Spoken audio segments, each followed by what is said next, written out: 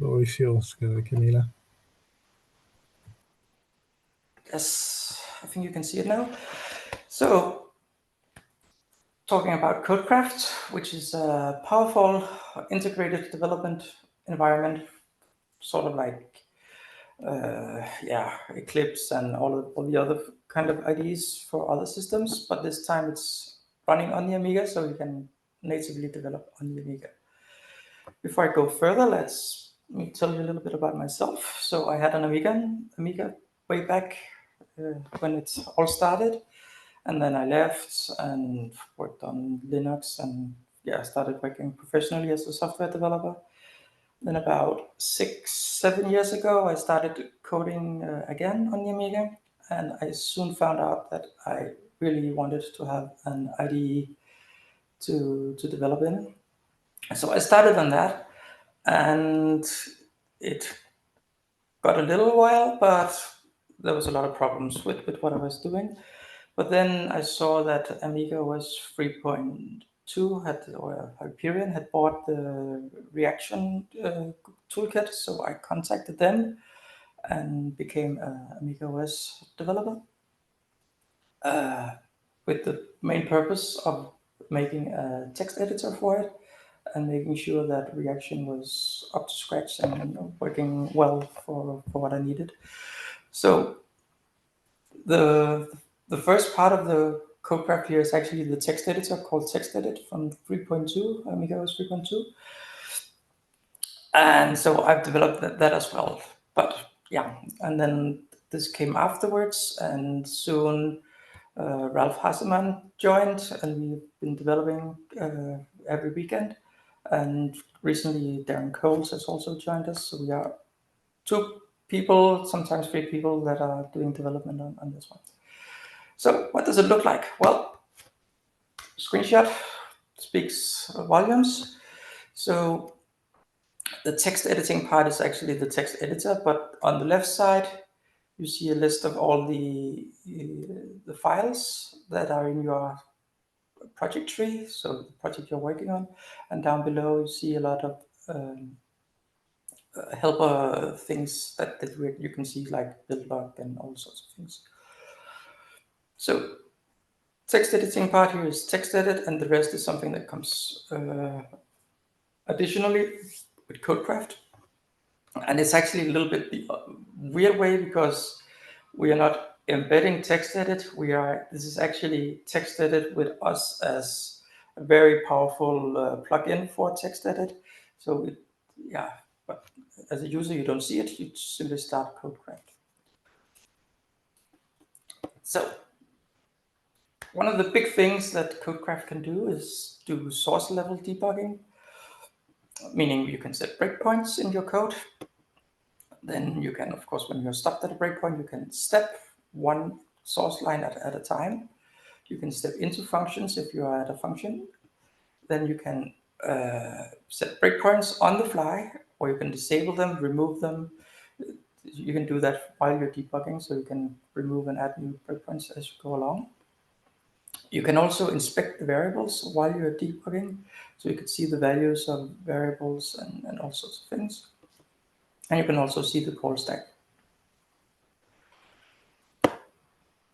I'll make a short demo of it. So here we have it.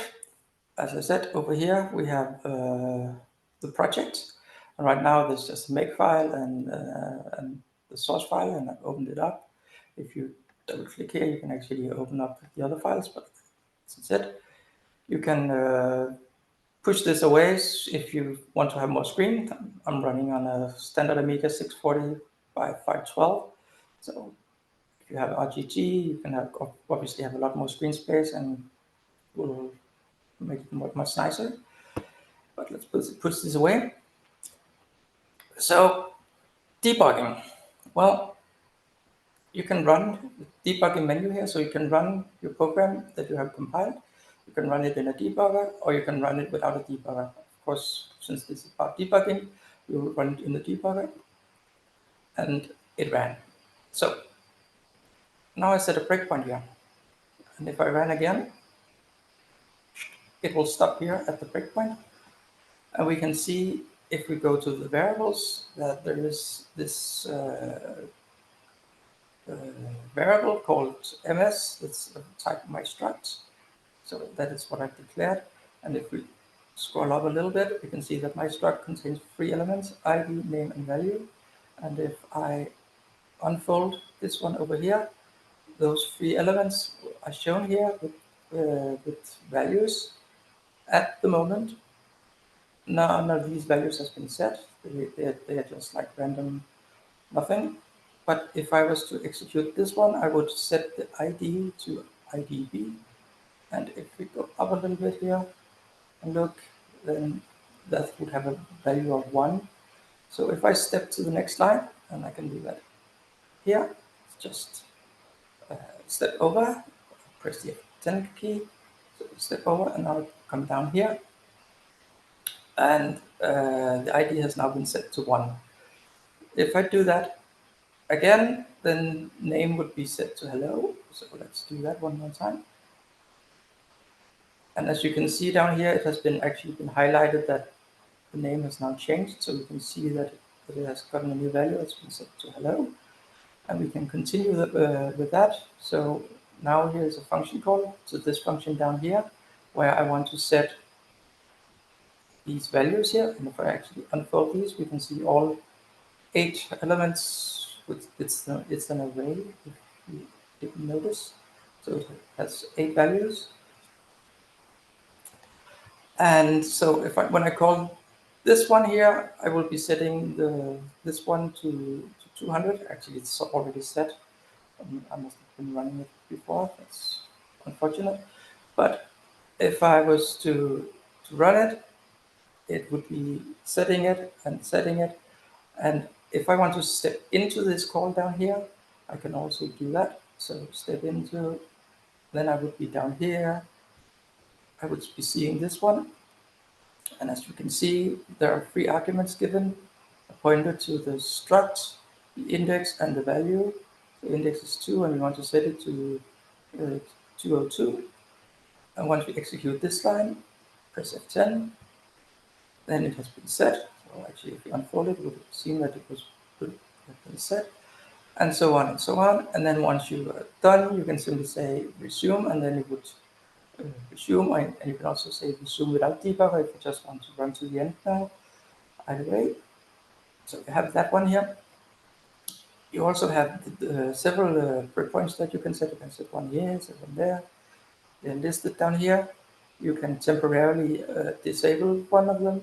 So that one's now disabled. If I double click on it down here, the cursor will automatically jump to that location. And if I double click on the other one, jump to that one. You can also up here and enable all breakpoints, and then all will be enabled, or all can be disabled. You can also quickly delete all of them, or you can just go here and simply click and remove the breakpoints. So a lot of breakpoints, and you can follow along. If we now set a breakpoint down here in this one, we can also see if we run in debugger again. Now we've stopped down here, we have the call stack. So we can see that we are now in the set value function, which is called from the main function. And you can actually, if you click here, you can change the variables you see. So you see them in respect to, right now it's in respect to what is in this value here. But if you were to click here, you would actually see where it was called from, and the variables over here would now be showing this context. So basically like any other integrated development variant, but it's very powerful, and you can see all that happens. If you were to even double click on some of these here, you would actually jump to the memory, so you can inspect in hexadecimal or as ASCII the memory. You can watch registers if you want to have watch those. So these things over here, of course, are very powerful, because if it was assembly you were looking into, you would also be able to do exactly the same thing, step through the assembly, watch. There's no variables in call stack like that in assembly, at least not as much. But you would be able to see the memory and registers, so you can work like that. So let's run to the end here. Actually, putting that one on ones. Yeah, so that was debugging. Now about building the project tree, which is the project you're working on. You can, when you build, you simply invoke a command, and that command could be make, so if you have a make tool set up, or it could be a shell script. It could even be another program that simply processes a text file and does something with it, so it doesn't have to be pure programming. It doesn't really care what you run, as long as you have something you can run, you can use it for other things. By that, I mean, it doesn't matter what compiler you're using. It can be assembler, it could be a compiler, it can be something completely else. Same with the language, C, E, everything. Doesn't really matter, except that the debugger here, of course, with the variable inspections, that's only working for SAS-C and for Evo E compiler, but other things can be added in the future, and if someone is willing to do that, we can add more. It's not so simple to just say, I want to have it for some other compiler, because the compiler needs to actually produce the information that you need. But if there is a compiler out there that does it, it should be able to work. And then you see a build log from when you're building. Oh yeah, and then you can jump to the next area in the build log. Right, let's have a demo of that. So we have our function here. So say I was typing some random value in here, then I wanted to build everything here. Then I would just do build, or use the shortcut. Let's say build. Now we saw down here in the build log, a lot of things come out. Let's put this way again. So we have the build log down here, and we can actually jump to the next image. Sorry, the next message, and it will go here, and at the same time it will actually jump to line 24, which is what the compiler says the error is. Doesn't know about F. If I was to jump to the next message, it would go down here, also will come to the same line, and it would open up files if they were not open. So definitely you can just go, and you can also just double click on them and it would jump there as well. So it's easy to go through, figure out bugs, and then just press Amiga B to build again. Well, we need to fix our error first, of course. And then you don't even have to save first. Whenever I build it, automatically just saves everything before. And now it's built and it's done like that. And of course, we can then just run it again if that's what we wanted. Yeah. So, text editing. Well, we can also, well, as I said, it uses text edit from Amiga OS 3.2, and with that comes a lot of niceties. One of them was syntax highlighting. So as you saw here, this is C, so it's highlighting include, struct, int, define. There's no other keywords used in this code here, but it's highlighting all of them. And then there are rectangular selections that you can make. I'll show that in just a little bit. Sorry. And we also have code completion. So those two things I would like to show. So rectangular selections, say you have these and you wanted to just change the first numbers and do all in one go. Well, with normal selections, you cannot do that. But TextEdit has this nice feature that you can do rectangular selections, or node block selections, it's also called. Select it, you can change this into 1, 0, and go out of mode again, and then so we have this thing here. Now, code completion, that's a pretty new thing. It's not out in an official version yet. We are working on it at the moment, but it's actually already working pretty well. So this will be the first live demo of it. Hope everything goes well. The first thing you need to do is actually turn it on. So I'll do that here. And the code completion was a project that we made over the last year and a half, more or less. And as part of having this set up, installed, it has actually already gone through the entire software development kit in DK. So all of these files and all the include files, they are already pre-processed and it's in the database ready for us. But on the fly, it will actually pass the file we're editing, so it will know about my struct here. It will know about these things and these things. So if I was to say, okay, let me write something down here, let's actually not set this value to IDE. If the next time I want to set it to something else, well, I can say ms, and then as soon as I print dot to reference inside this one, it would actually give me all the options up here. So let's try dot, and it brings up the thing we have here. With the keyboard, I can work up and down and say, yes, I want ID, and then just press enter, insert. I can say it's equal to something. Now start typing an I, and if I want to completion at this random point in time, I can then just hold control and press the space bar, and now it will come up with everything starting with I that it knows about. So it knows all of these, and of course it also knows some other things like include and import coming from the compiler and up here, but it knows about these things. And then as soon as I type D, because I want one of these down here would actually disappear from the list because they are no longer possible. So let me type the D, and as you can see, it has now narrowed down the search. And at this point, it's actually just a question of selecting which one I want.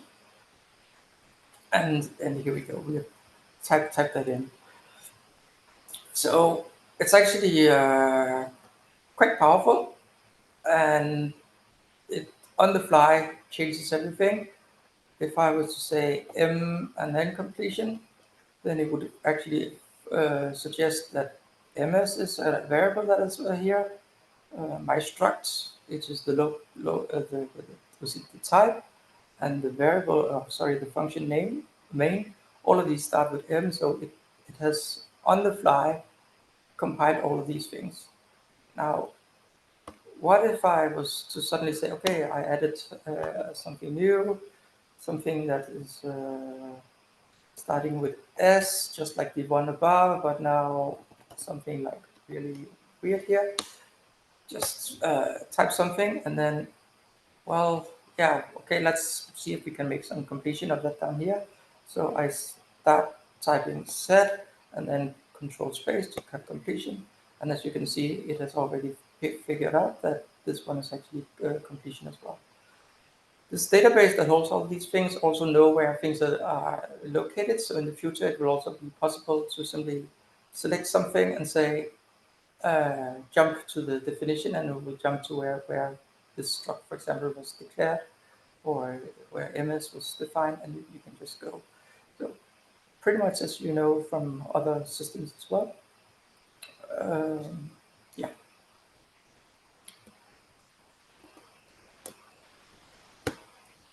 So as I said, it's open source, but it's an extension to the proprietary text edit in Amiga OS 3.2. So text edit is closed, but the debugger, the extensions, everything else here is open source, released in GPL, I believe. So, and then Ralph and I are developing it every weekend for close to 4 years now.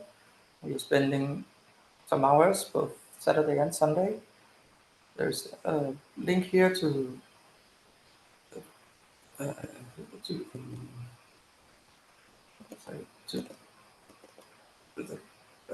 homepage here for it, where you can see, and at a point in time we had even created a lot of boxes for it, so that we were selling these with this one. We made a batch of 50 boxes, and if people are interested, we can sign you up, and then whenever we want to make a new batch, people can buy it.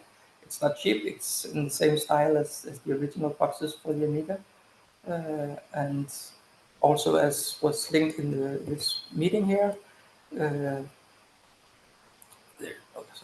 GitLab where the repository is stored is here. I'm not sure how much time I have because the time has gone off a little bit. But if we do have time, I can show you a little bit about the code, what we're doing. So the code indexing that we have done is actually a pretty big program.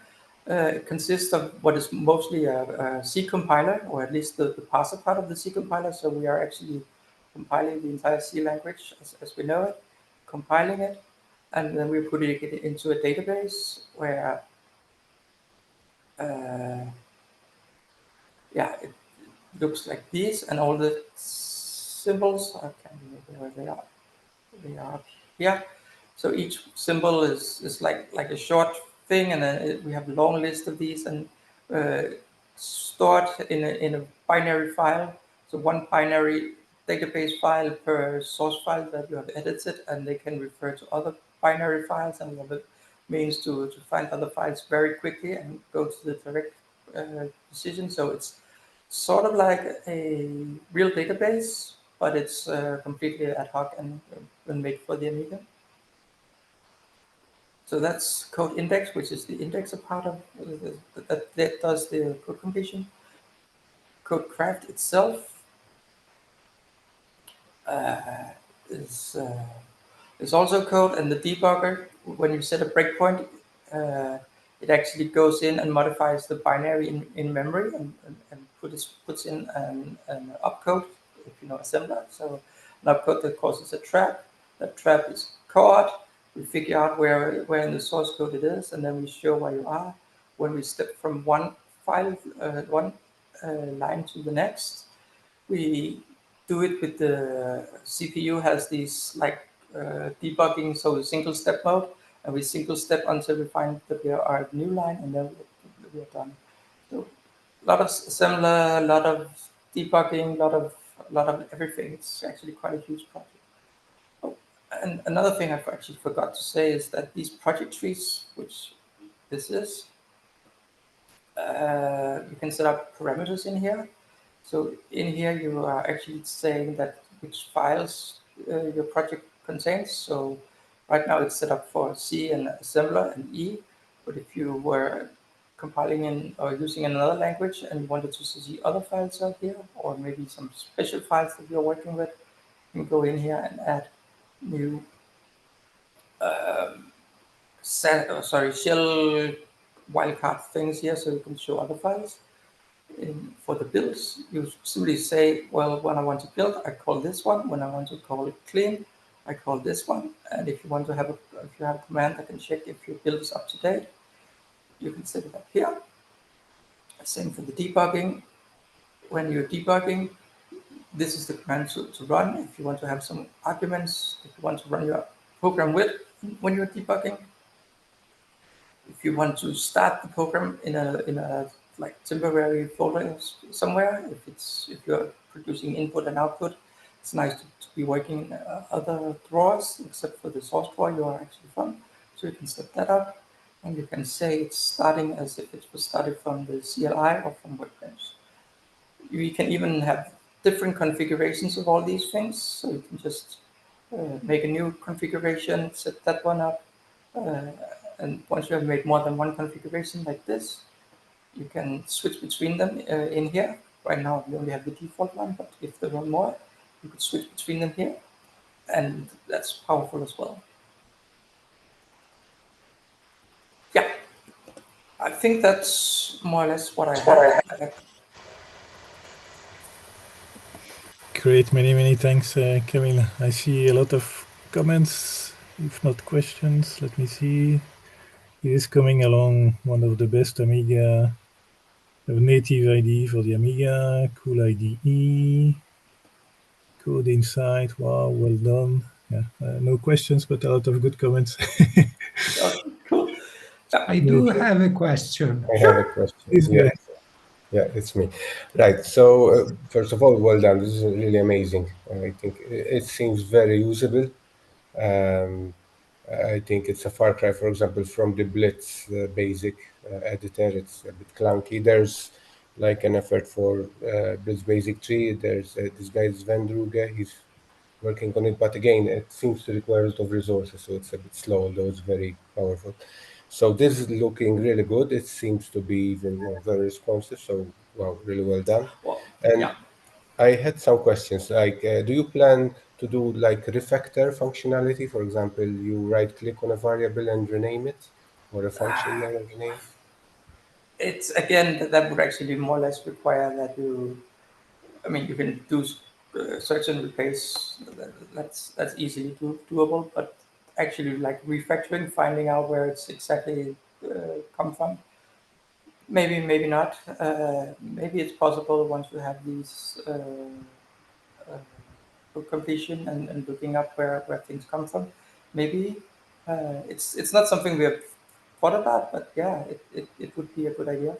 What we have thought about is actually having a profiler so that you could profile the programs you're running. Right.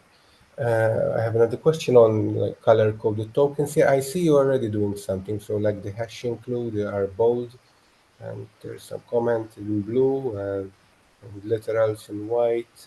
Yeah. So is there more plan to be done on that? Or what about themes, for example, like light theme, dark theme, that kind of thing?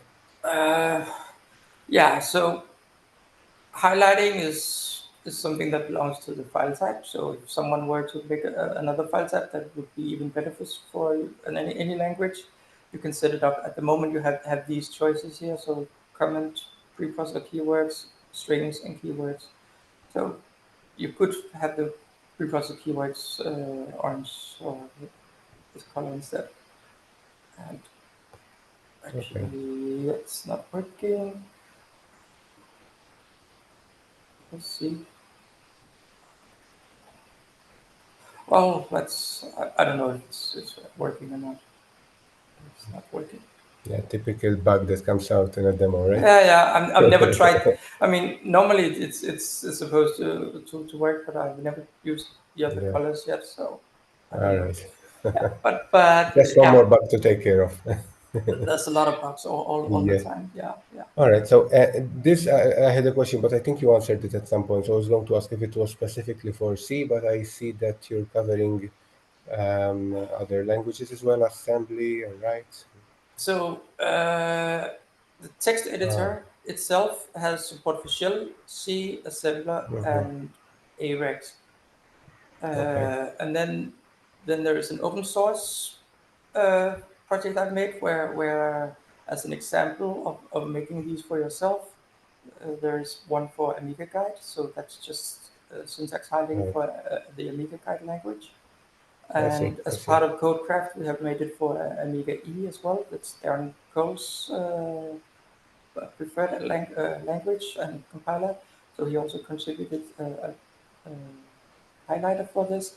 But this is mostly about highlighting. In terms Okay, of compiling, it's you just call whatever makefile or compiler that you have, and then it runs. So if you okay, want to have another language, you need to, or you don't need to, but it's a good idea to then have some syntax highlighting for that. So make something like that. This one is open source, so you can go in and have a look how all right, all that's right. done. So they does it come like pre-packaged with these file types and Yes, configured for these ones are C? actually Amiga Guide is not pre-packaged, but the other ones are.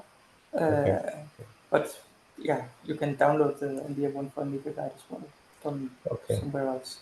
Yeah. Another question, like if you're leading by example, so are you coding Codecraft using Codecraft? Yes, we did Right, that very early on. Yes, we've right, been right. doing that for at least 3 years now. So we You are. benefit from the productivity, I guess. Yeah. Yeah, yeah. And my last question, I promise. So this is not like a complete package. It does not come, I don't know, with libraries to make No, games or something like that. So no. that it's a pure IDE, and anything else you need to Yes, work you need to put that in language. the. Okay.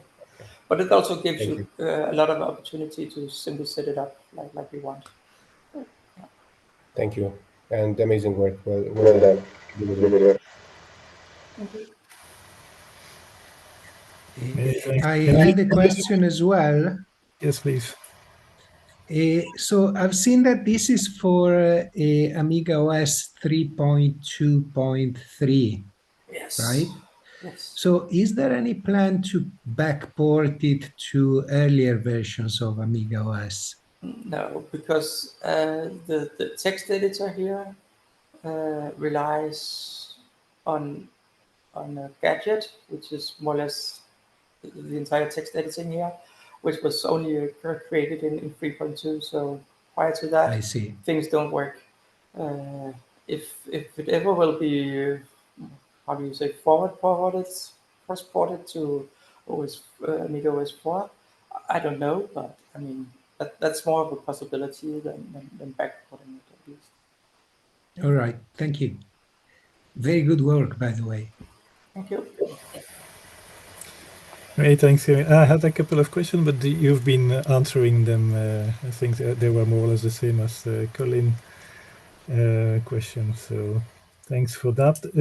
Maybe one, I see now many people are just developing these compilers online. I guess, of course, the idea here is really to do the development on the Amiga. So of course, it It's makes very sense. much about nostalgia and being able Yes. to sit and feel like you are back in the good old days where you were actually working on Amiga.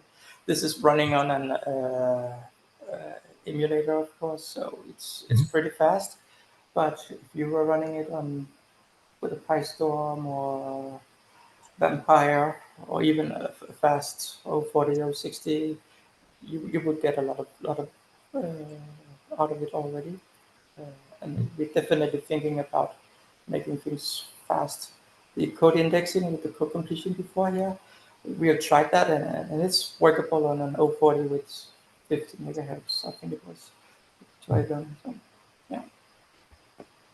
It's really, really good, quite advanced in terms of functionalities as well. It has all the functionalities that you would expect from an IDE today. One thing I was thinking is that maybe you could, because you have this step-by-step execution of the code, would you think about also having the possibility to link or to create connections to a database so that if in your code you are accessing that database, that you can already have it, let's say, in the background, the connection already open, and have this step testing also at the moment of development? Is that something that is foreseen, or do you see any advantage, or not for the moment?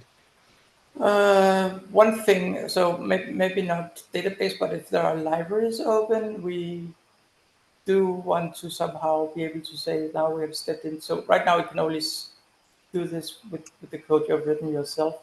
So actually we cannot use the debugger on Codecraft because Codecraft is a plugin in TextEdit. So that's a bit of a problem. But we do have an idea that someday we want to be able to when you are jumping to other code elsewhere, libraries or plugins, that you would be able to debug into those as well. Okay, good. Many thanks. I don't see more questions here in the chat, but maybe so I discussed that with you just before the official start of the call, but maybe it's good to mention it also for the attendees, is that you were also giving an interview in the nice Italian magazine Passione Amiga, just so that this, I didn't have the chance yet to read it, but yeah, I think it's worth having a look. It's a nice magazine. So congratulations for that as well. Thank you. And also I will be giving a talk about Amiga OS status and update on that at the Amiga 40. So if any of you are there, please come by and have a chat with me. Perfect. We'll meet you there then. Many thanks again, Camila. I will stop the recording now.